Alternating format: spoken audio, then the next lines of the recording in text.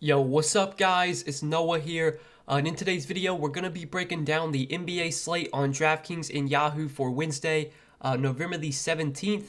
We do have a big slate once again, guys. We got 11 games, so a big 11 game slate tonight. We're going to go game by game like always, talk through each game on the slate, break down each team, kind of give my quick thoughts, what does stand out to me looking at the slate on Tuesday night, giving my early thoughts on this slate. And then as we do go through each game, we'll kind of build out an early core, 5 guys that do stand out to me at first look. As always, guys, the core that I give out in this video, these guys are not guaranteed to be in my lineup. This is just kind of my first looks at the slate, what stands out. If you guys want more of my updated content, NBA is a sport where there's always updates throughout the day. There's injury news you have to pay attention to. Guys can get ruled out randomly. Starting lineups can be different than what you expect them to be. The NBA is a sport where projections change, basically throughout the day, and even after lock, things can change. I do provide a lot more updated content over on Patreon if you want to check that out. Get my full updated core plays, get my rankings, get in our Discord chat as well. That is all available to Patreon members. Plus, I do give out some of my favorite picks on Prize Picks each day. Been having a lot of success on Prize Picks. For those of you that have not signed up for Prize Picks yet, they are the sponsor of this video. You can check them out, link down below in the description, or just when you sign up for Prize Picks, use code NOAH. They will give you a 100% match on your first deposit up to $100. Prize Picks is more of a player prop based DFS site. Is very simple. You just pick the over or the under on the projections they have listed for all their players. They have a ton of sports on Prize Picks. They have NFL, college basketball, college football, MMA, tennis. They don't have anything yet posted for Wednesday for NBA, but obviously they'll have stuff posted, early Wednesday morning. They even do like second half, so you can, bet on the second half and not just or the entire game, obviously. They do like first half, second half. They just have everything on Prize Picks. So if you want to check them out, guys, use code NOAH when you do sign up. They will give you a 100% match on your first deposit up to $100. Basically, they will double your first deposit up to $100. So yeah, let's take a look at Wednesday's big 11-game slate. We'll start off with the Wizards and Hornets game. I'm going to try and go pretty quick, guys. Just kind of go through these games, give my early thoughts. We're not going to talk about every single player, just really the the standout plays from each team. And on the Wizards side, there's really no standout plays from Washington, at least in my opinion.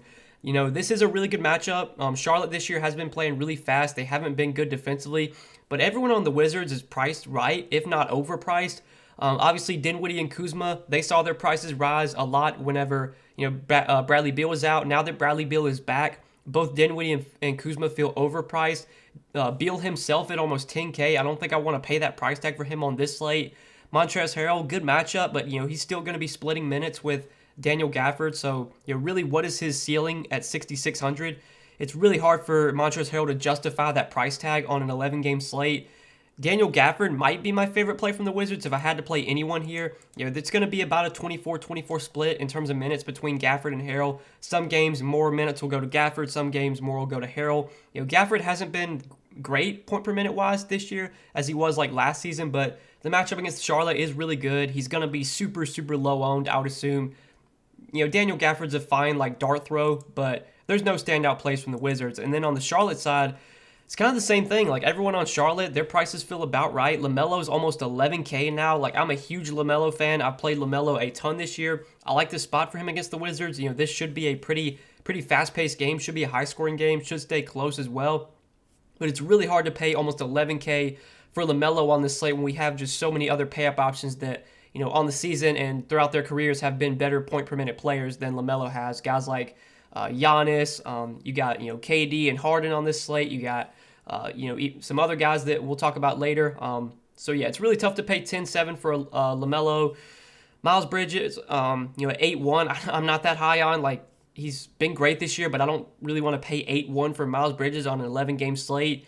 There's just nothing that I really like from Charlotte. Everyone's prices feel pretty correct. There's no standout plays from this Hornets team, I think. So that's probably it for this game. Moving on to the next one, though, talking about the Pacers and the Pistons. So looking at the Pacers today, it's kind of the same thing for Indiana. Good matchup here against Detroit. Detroit this season not been good defensively at all. They have been playing at a pretty slow pace, but it's a spot where you could see Sabonis do well or Brogdon do well. But again, their price tags feel correct. Like there's no glaring values from this Pacers team. There's no standout plays in my opinion. Chris Duarte was out last game. He could be out again today. I think he's questionable once again. Even if Duarte sits, like I don't think that matters too much. last game, Levert played 31 minutes. But in this spot against Detroit, like I don't really want to go to him, especially with the team fully healthy. I'm pretty sure they did start Justin Holiday last game. He played 31 minutes, but I really don't want to play Justin Holiday on an 11-game slate. I mean, Justin Holiday is just a really low-usage player, doesn't offer much upside. So I don't see too much I like here. I think if I had to play anyone from the Pacers today, it probably would be Sabonis, just because the matchup against Detroit, Detroit's been getting killed down low against big men this year. Sabonis has kind of been underperforming this year. He's definitely been disappointing, especially from given how good he was last season for fantasy at least. But at 9,200 against the Pistons, I mean, nobody would be surprised to see Sabonis do well here. But there's no standout plays from the Pacers. Now looking at Detroit, there are some guys I do like on Detroit. Jeremy Grant, not the biggest fan of. I think Saddiq Bey's okay at 6,300. Saddiq Bey has been playing really well lately. He's going to play big minutes if it's a close game. He's been producing at a very high rate as well. So I think it's 6,300. Not a standout play, but definitely viable even on a short or even on a bigger slate like this. Cade Cunningham, though, is probably my favorite play from the Pistons. I definitely like him on both sides. 6-1 on DraftKings. Obviously, that price tag is coming up, but I think it's worth it. He's justified it at this point. And then $21 on Yahoo. I do like that price tag on Cade Cunningham as well. So, Cade Cunningham at the beginning of the season, when he made his debut, he was 3,600.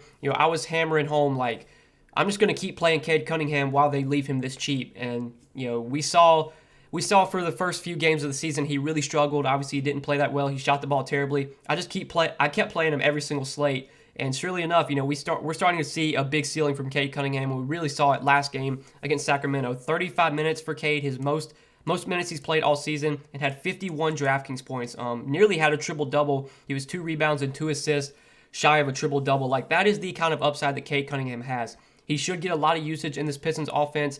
He should be a guy that's, pretty productive when he's on the floor. Even at 6,100, even though his price tag did come up a good amount, like I still think Cade Cunningham is a really good play here. I think he's going to be a guy that consistently puts up 30 to 40 DraftKings points a night. Even if the Pistons get blown out, like they've kind of played Cade Cunningham even in the blowouts lately. I think he did play last game, like in the fourth quarter. Obviously he played 35 minutes, so like even if they get the crap beat out of him, I think Cade still gets enough minutes to justify his price tag.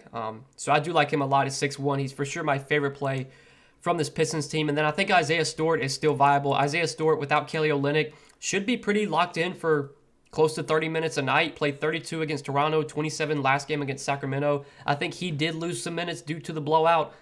In this matchup against the Pacers, they are going to definitely need Isaiah Stewart out there going up against Sabonis and Miles Turner. Like, they're going to need his size on the floor.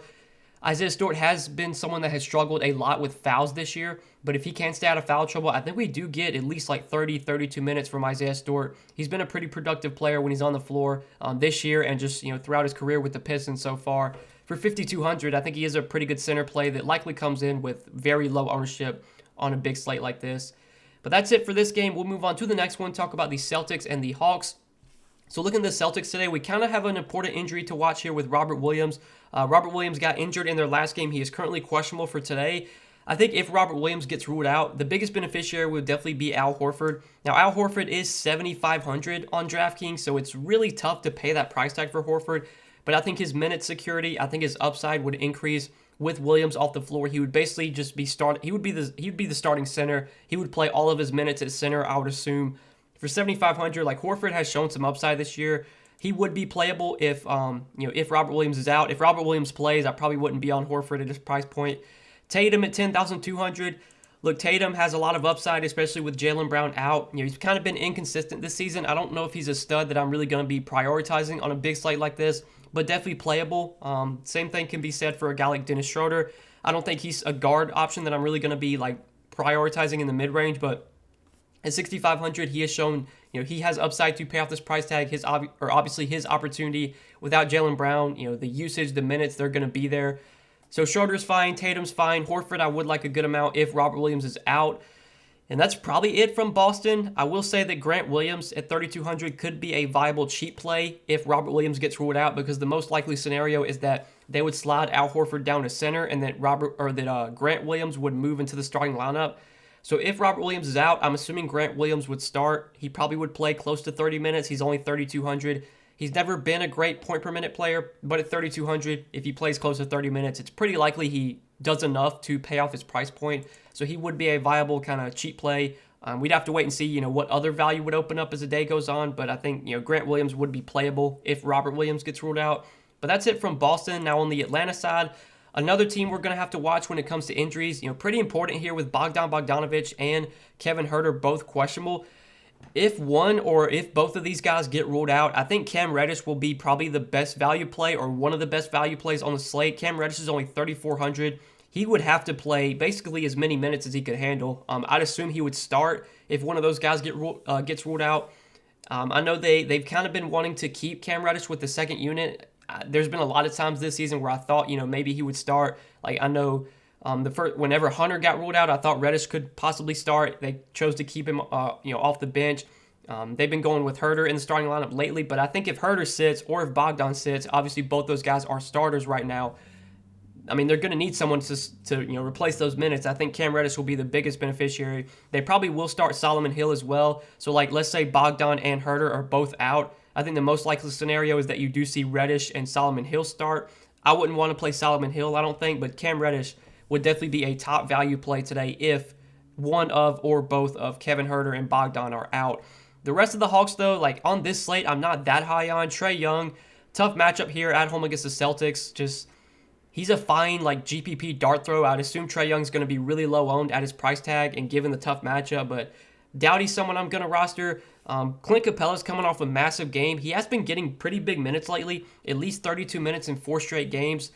The matchup, again, against the Celtics is not ideal, but Clint Capella we know is a really productive player when he's on the floor. We saw last season he has, massive upside. He can go out there and put up, 20 and 20. He can block a ton of shots. He might be my favorite play from the Hawks outside of the potential value we could get from Cam Reddish. I will say that if Bogdan and Huerter both play, I think the only guy I'm really going to consider here is Capella, and then maybe Huerter could be a value play. Huerter did start last game, but obviously he got injured. He played 16 minutes before getting injured. He was pretty productive in those 16 minutes, scoring 12 DK points. He has been locked into big minutes lately, basically ever since Hunter got ruled out. Kevin Huerter's been the guy that's been seeing the most minutes, 39, 30, 33, and then obviously last game he got injured. He would probably start again, play close to 35 minutes, I'd assume. I think low 30s is a pretty good projection for Kevin Huerter. So if we're going to get low 30s minutes from Kevin Huerter at 4K, he would be a viable cheap play, but obviously he's questionable right now, so we're just going to have to kind of watch the injury report there. But let's go ahead and move on to the next game, talk about the Cavs and the Nets. So the Cavs are probably the most injury-depleted team today. They are super, super thin. They've been without Colin Sexton, Lauri Markkanen, and Kevin Love for the last few games. Kevin Love seems like he's going to play today, but Colin Sexton and Lauri Markkanen are going to remain out.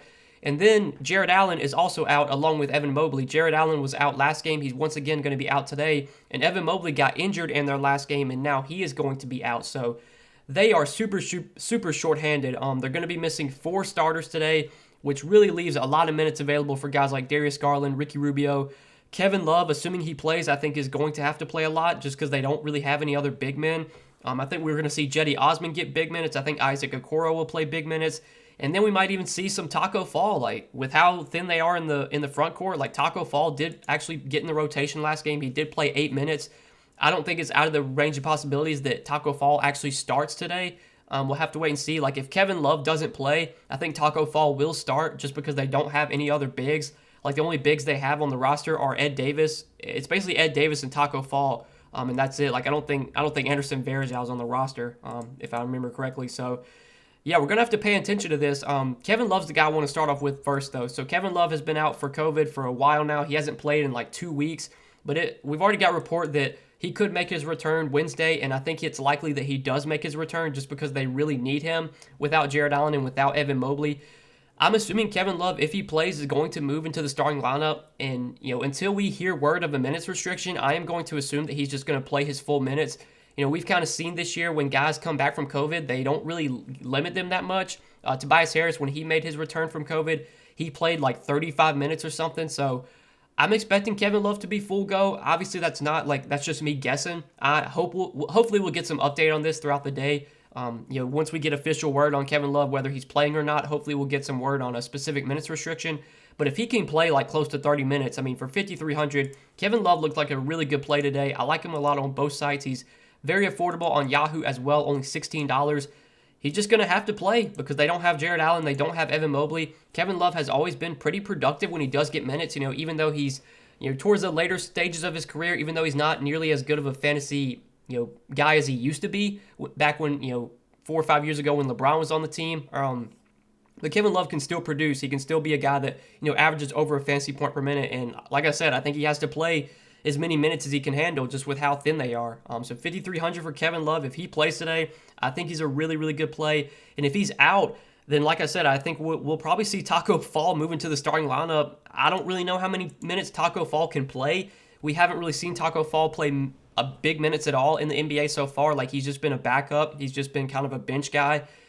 But Taco Fall has been a really productive player when he gets minutes. Obviously, the dude's like 7'5" or some shit. I mean, he's massive. He's like a Boban, just not as productive for fantasy. But Taco Fall can get rebounds. He can score around the basket. He could obviously block shots. I do worry about this matchup going up against Harden and KD. Like, if Harden's driving to the basket, I mean, obviously Taco Fall could pick up some quick fouls. I think fouls, I don't know if they've been an issue for Taco Fall. I want to say they have. Like, I feel like he's a guy that will foul a lot. But he's super productive when he's on a point per minute basis. Just in the limited minutes he's been on the court throughout his career in the NBA, he's the stone minimum 3K. If Kevin Love's out and Taco Fall starts, I think Taco Fall is going to be a really good value play, and I think Ed Davis would probably get the backup center minutes. I guess they could start Ed Davis, but last game Taco Fall was the backup center ahead of Ed Davis, so I'm assuming Taco Fall would be the guy that would start at center tonight if Kevin Love can't play. But then the guards, Garland and Rubio, I think are both fine options. They're going to have to play a ton of minutes. Garland played 35 last game. Rubio started last game. He played 37 minutes. Between the two, I think I would slightly prefer Rubio just because Rubio's been a little bit more productive this year than Garland has. But both guys are fine options. And then Cedi Osman at 4K, he played a ton of minutes last game off the bench. There's a possibility that he could start tonight. If he doesn't start, I think he still plays pretty big minutes just because of how shorthanded this Cavs team is. Cedi Osman, for the most part, is pretty productive when he does get minutes. He can do a little bit of everything, can score, can get some rebounds, can get some assists. He would be a solid value at 4K. And then Isaac Okoro played a lot of minutes as well last game, 32 minutes. Now, Isaac Okoro has never really been a great point-per-minute player. We've kind of seen that just, last season when he was on Cleveland. He was a guy that I rarely rostered. He was someone that, even though he would play 35, 36 minutes, a lot of times he would still score 12, 15 DraftKings points. But again, with how shorthanded the Cavs are today, he's going to have to play a lot of minutes, so he's viable at 3,700. But really important news to watch with Kevin Love. If Kevin Love plays today and is not limited and he starts, I think he's a great play. If he gets ruled out, pay attention to what the Cavs starting lineup is. It's a possibility that it could be Taco Fall season if Taco Fall winds up starting. But that's it for Cleveland. Now on the Brooklyn side, Brooklyn, not nearly as appealing. There are obviously some guys you could pay up for here with KD and Harden. I will say that on this slate, I don't think KD or Harden really stand out. There are, some other studs I do like that we'll talk about later. But obviously KD and Harden have a ton of upside. Both of them did not do well Tuesday night against the Warriors. That was a big-time blowout, really random. Like, nobody expected that game to be a blowout, but it was. KD only played 32 minutes in the blowout. Harden also saw his minutes limited, only played 32. Both these guys have a lot of upside against Cleveland. I will say that Cleveland's been better defensively this year. They've just kind of been a better team in general. But I still do like the matchup for KD and Harden. I think they're both playable on this slate. Bruce Brown had a massive game Tuesday, played 27 minutes, had 31 DK points. I think his minutes will be way more secure with Joe Harris out. I think Joe Harris is out again for Tuesday. Yeah, he's going to miss multiple games. So with Joe Harris out again, I think Bruce Brown probably plays like 30 minutes. On an 11-game slate, is he going to be someone that really stands out for value? Probably not. I assume better value will open up as the day goes on. But Bruce Brown's fine. Patty Mills is going to start again, probably play 30-plus minutes. 3,500, I think he's an okay value play as well. But, we'll have to wait and see what other value we get as the day goes on. If no other value opens up, then I think these Brooklyn guys, Bruce Brown and Patty Mills, will look like, pretty decent value plays. But let's move on to the next game, Pelicans and Heat. So on the Pelicans today, there is really not much I like here. Tough matchup against Miami. This is a game that, especially if Miami is fully healthy, this is a game that does have a little bit of blowout risk. Miami's been really good defensively this year. They have not been playing fast at all. I think they've been playing at like one of the slowest paces in the league, if I remember correctly. Miami 24th in pace this season, and defensive rating they have let's see where they're at. Yeah, they're top 10 in defensive rating. So just a tough matchup for these Pelicans guys. J-Val has upside in tournaments. nobody would be surprised if J-Val did well, but I just don't see much I like from the Pelicans today. Brandon Ingram, he's played 2 games since coming back from his, I don't know what injury it was. I think it was like a leg injury maybe, or his hip injury. So he's played 2 games since coming back from his hip injury. He's played 29 and 32 minutes. They said he was going to be on a minutes limit last game, so obviously, his minutes limit is around like in the low 30s. I think if Ingram is fully healthy, or when he's fully healthy, he's probably going to play like 36, 38 minutes. You can't play Brandon Ingram on this slate, I don't think, but maybe later down the road we'll be able to play Ingram once he starts to see 36, 38 minutes again. J-Val, I think, would be the only guy I'd be considering from the Pelicans, but overall this Pelicans team is just not that appealing today, given the tough matchup and given how everyone's priced. Now on the Miami side, this is a really tough team to break down right now because we need some updates here. Jimmy Butler, Bam Adebayo are both questionable. Jimmy Butler's been out for a while. He's been out for like a week now. He's questionable once again for today. And then Bam Adebayo was a late addition to the injury report last game, and then he actually wound up sitting. They did not play him against the Thunder. I want to say they didn't play him just because it was against the Thunder. They probably didn't really need him that game. I think the Heat still won pretty easily. I expect Bam plays today. Jimmy, on the other hand, I'm not as confident in, but it's tough to really go too deep on this Miami team until we know who's playing. I will say that if Bam and Butler both play, I don't see too much I like here. The matchup against the Pelicans is pretty favorable, but everyone for the most part feels priced correctly. Like Lowry and Hero are both overpriced if Butler and Bam are back. I think the only way I'm going to pay nearly $8K for Lowry and nearly $8K for Hero is if Butler and preferably Bam were out as well. Just because Butler and Bam are 2 very high usage players. When with them off the floor, you would see a lot of usage go to Lowry, a lot of usage go to Hero. Then Dwayne Dedmon started last game in place of Bam, and he played pretty well. 29 minutes, 24 DK points. He is also questionable for today, so I don't know if he's going to play. If he were to play and Bam were to be out, then obviously Dedmon would be a solid value play. If Bam and Dedmon are both out, then we might see a guy like Yurt7 start. Yurt7, I don't know much about him at all, but I'm pretty sure he's kind of been like the backup center behind Dedmon. He did get a few minutes last game. He didn't play much at all, but he's the stone minimum 3K. Obviously, we're going to have to wait and see for news here, but Yurt7 could be a value play, a really good value play if Bam and Dedmon are both out. We'd have to wait on the starting lineup, see what that is, though. But yeah, really tough to break down this Miami team until we get news on Bam and Butler. For now, I'm assuming they both play. If that's the case, there's not too much that stands out from the Heat, in my opinion, given how everyone's kind of been priced up. But let's move on to the next game, talk about the Magic and the Knicks. So looking at the Magic today, tougher matchup here against the Knicks. I will say the Knicks this year have been, not as good defensively, but still, this is not a spot where I really want to be loading up on Magic guys. Cole Anthony has a big ceiling, and he's kind of shown that this year. He's had a lot of big games this season. Nobody would be surprised to see Cole Anthony do well today, but is he going to project well? Is he going to be a guy that I really prioritize on an 11-game slate? Probably not. Same could be said for Mo Bamba and Wendell Carter. Jalen Suggs was out last game. He's questionable for this game. Jalen Suggs, even with him out, there really are no big beneficiaries, I don't think. Gary Harris started in place of Jalen Suggs, played 30 minutes, but he had 15 DraftKings points. I mean, we talked about it in the live stream. I think that was Monday. Even with Gary Harris starting, I had no interest in him just because he's a really bad point-per-minute player. So the Magic are just not a team I'm that thrilled about today. I just don't see myself really rostering many Magic on the slate. And then on the Knicks side, I don't see too much I like here either. The Knicks have been a team I just kind of haven't been that high on this year. I really haven't rostered many Knicks at all this season.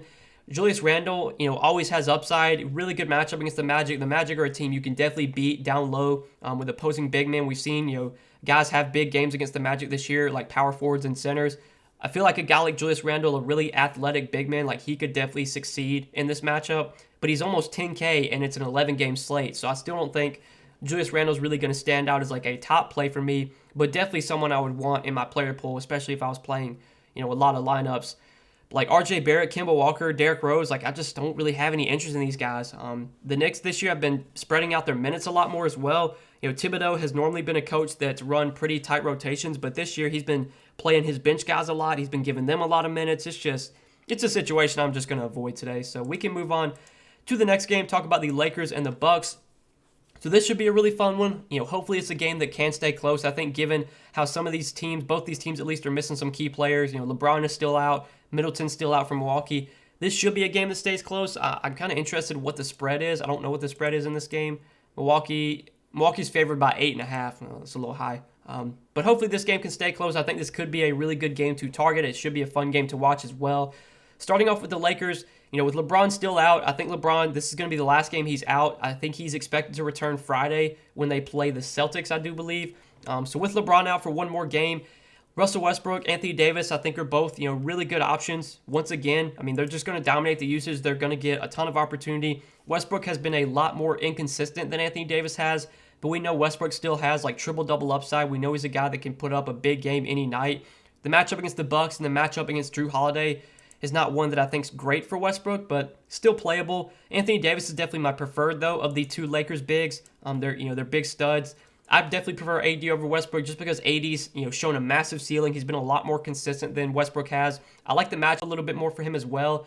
I think he can have a lot more success against guys like Bobby Portis. Giannis is obviously not a great matchup for AD, but AD I do kind of like here at 10,900. I was pretty high on AD last slate. He got ejected, just had a bad game in general against the Bulls.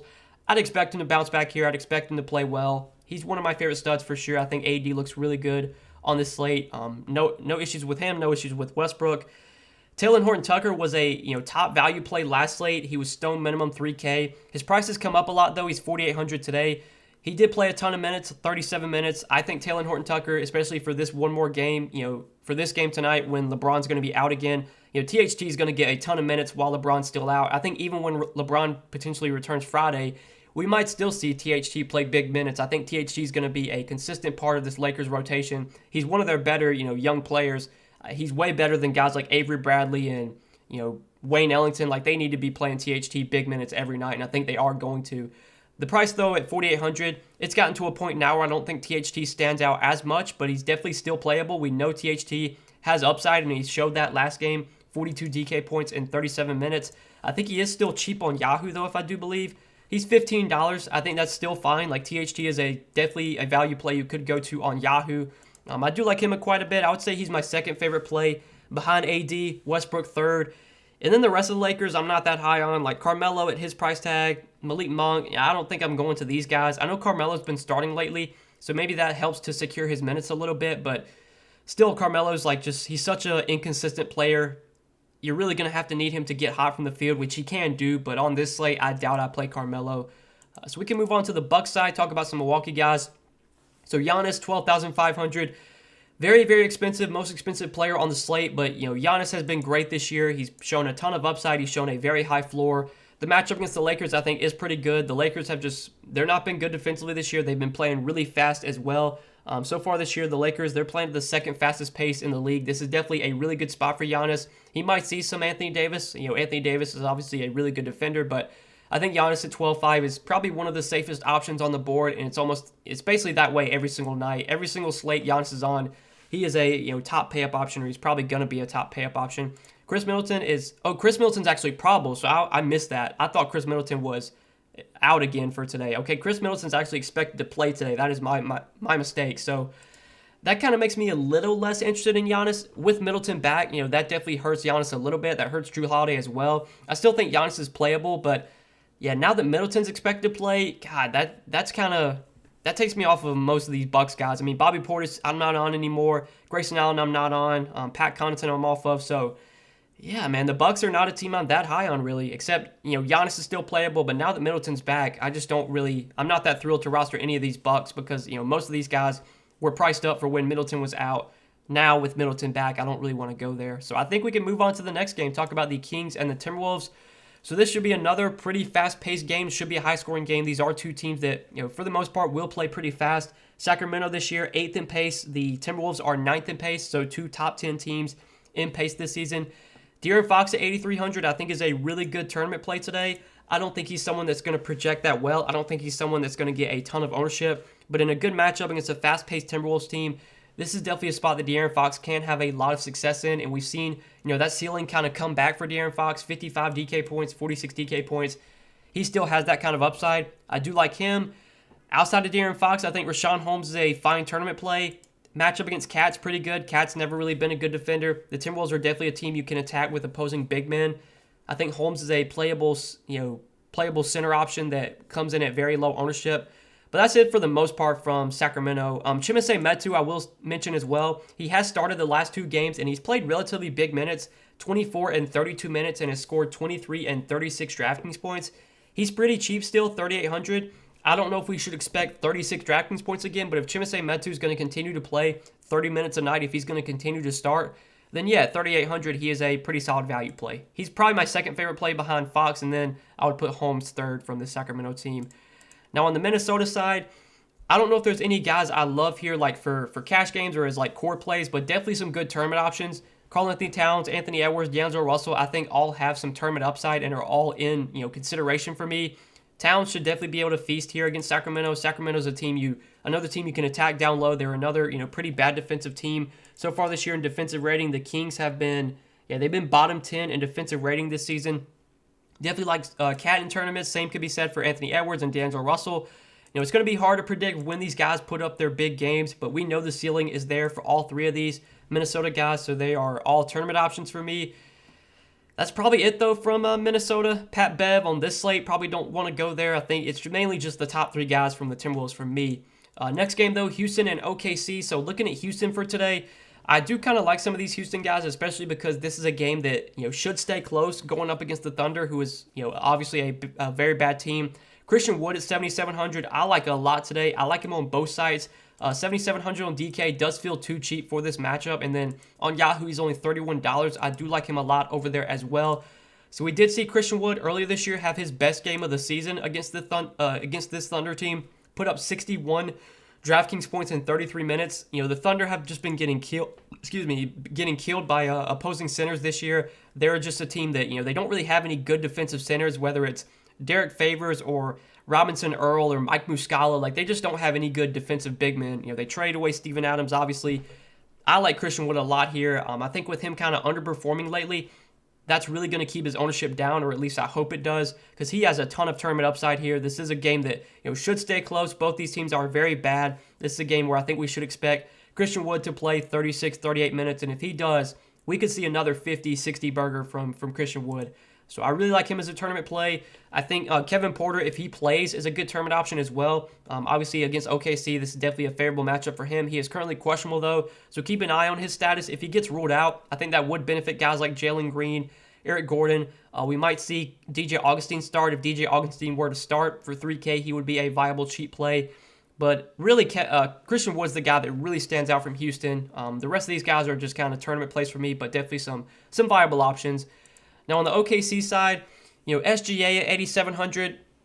This is a spot where SGA does have upside because this is a game where we should expect SGA to play his full minutes. And, Houston this year has not been good defensively. They're another very bad team. I wouldn't be surprised to see SGA do well here, but he's still very expensive. Tough to pay that price tag for him. Like, I think I'd rather play De'Aaron Fox at a similar price tag, if I'm going to be going to that price range at point guard. And then the rest of the Thunder, I like Baisley, Dort, Robinson Earl. Like, I haven't been playing these guys all season, and really it hasn't hurt me. These guys just don't have a ton of upside on an 11-game slate. I doubt I'm really going to be rostering many Thunder today. I think the only guy I'd be considering from this team is SGA. So that's it for this game. We got 2 more left to go. Dallas and Phoenix. This is one that looks very appealing, especially on the Dallas side, because we have some big news here with Luka Doncic being out today for the Mavs.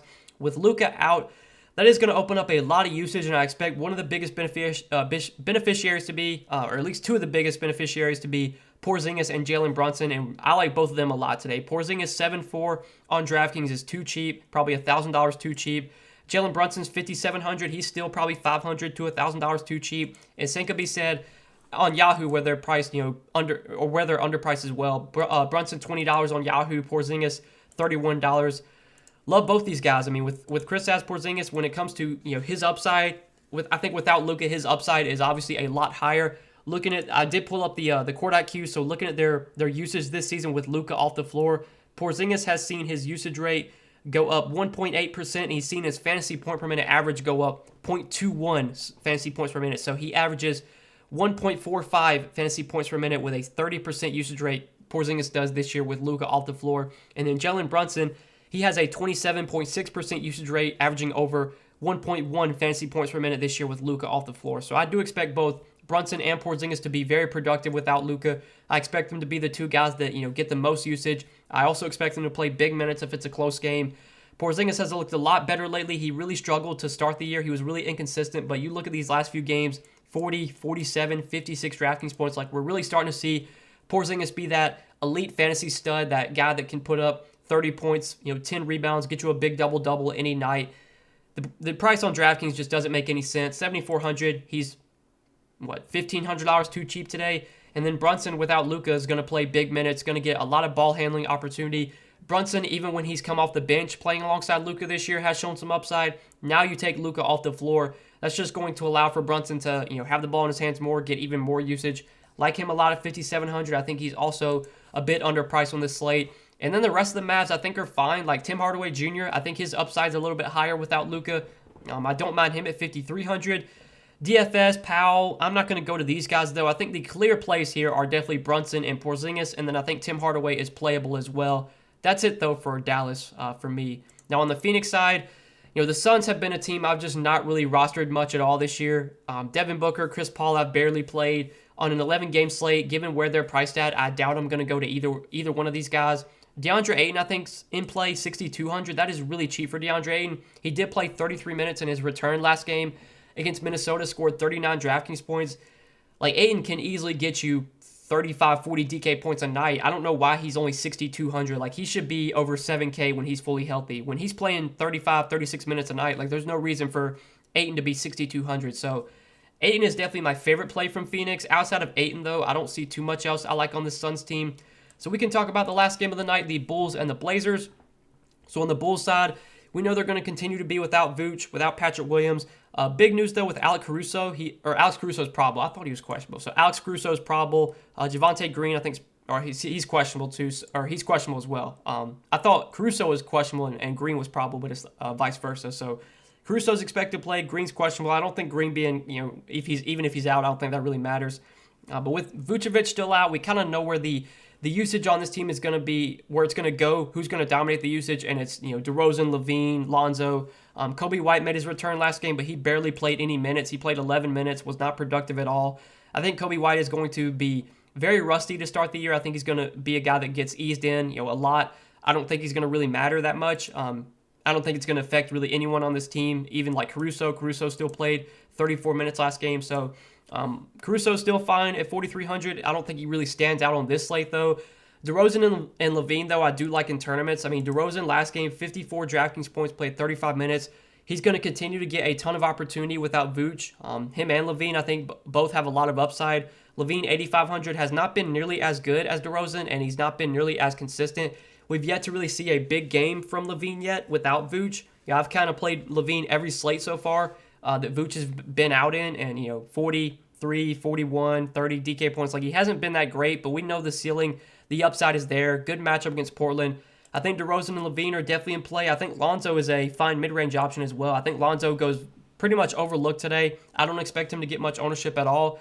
But Lonzo's still someone that does have upside, and I think no Vooch is going to help him a little bit more. Going to allow him to get some more shots up. Now, he did shoot the ball really well last game. 70% from three, 76% from the field.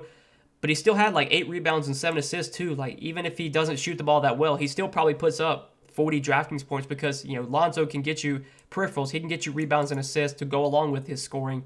Definitely in play at 6,500. Really, DeRozan, Levine, Lonzo, and Caruso are the guys I'm considering from Chicago today. Now, on the Portland side, Damian Lillard is questionable once again for Portland. He did play in their last game. Don't know yet if Lillard's going to play or not. I'd assume he does. If Damian Lillard does play, I don't like too much from Portland. I think Dame himself at 9,300 would be an okay tournament option. I would assume he will be very low owned on this slate. He's kind of been low owned basically every slate lately. So Dame would be fine. Nurkic in a good matchup against a Vucevic-less Bulls team. He's going to see Tony Bradley and just basically guys that don't really have the power to stop him, I would say. I think this is a spot where Nurkic can definitely succeed. Now, Nurkic has been very inconsistent this season. His minutes have kind of been up and down as well. But this is definitely a spot where we could see Nurkic really go off and be super, super low owned. Like, nobody's going to play Nurkic today. So I definitely like him as a lower owned tournament play at the center position. I think Dame's fine too. But that's probably it from Portland, I think. And that's probably it for this big 11-game slate, guys. So I hope you did enjoy the video. I know this was another really long one. We've been recording for almost 40 minutes. I say I'm going to go fast, and then I just start talking, and it's like I just can't stop talking. I'm going to try and start getting better about like speeding up my videos, especially for these bigger slates. I want to try and keep them like below 30 minutes. But, you know, we'll work on it as the season progresses. But I hope you guys did enjoy this breakdown, even though it was a bit longer. If you did enjoy, guys, please do hit the like button, hit the subscribe button as well. Again, if you have not yet, check out the sponsor of the video, PrizePicks. The sponsor of the video, use code PrizePicks when you sign up over there, or use code NOAH, when you sign up for PrizePicks. They will give you a 100% match on your first deposit up to $100, and you can take a look at everything that PrizePicks has to offer. You know, see their NFL board for this, for this week's games. Obviously, they have, stuff up for the Thursday night game. So if you want to do some stuff for Thursday night football, you can check that out. They'll have NBA projections posted probably early, Wednesday morning. So you can take a look at those. Very simple. Go over or under on some projections.